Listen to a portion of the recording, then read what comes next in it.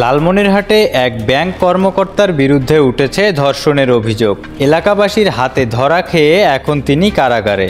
মঙ্গলবার দিন দুপুরে লালমনিরহাট শহরের মার্কাজ মসজিদ সংলগ্ন একটি বাড়িতে ঢুকে পড়েন ওই ব্যাংক কর্মকর্তা সাধন কুমার।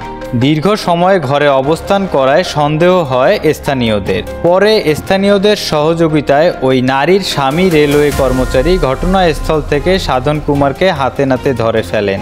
এ ঘটনায় অভিযুক্ত ওই ব্যক্তির বক্তব্য পাওয়া যায়নি।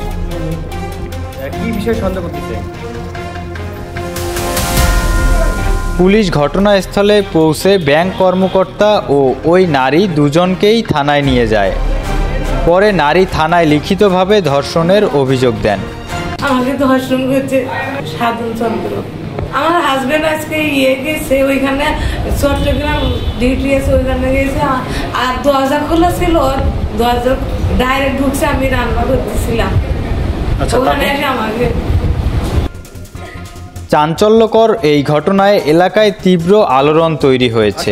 অভিযুক্ত ব্যাংক কর্মকর্তাকে আদালতে পাঠিয়েছে পুলিশ। গতকাল আমাদের লালমনিরহাট পৌরসভা এলাকায় রেলওয়ে কোয়ার্টারে এখানে এক রেলওয়ে কর্মচারীর স্ত্রীকে সাধন নামে একজন ব্যাংক কর্মকর্তা তাকে দর্শন করে, জনগণ হাতে নাতে ধরে ফেলে, থানায় সোপর্দ করে এবং দর্শনের শিকার নারীর অভিযোগের প্রেক্ষিতে সাধন কুমারের বিরুদ্ধে মামলা রুজু হয়েছে।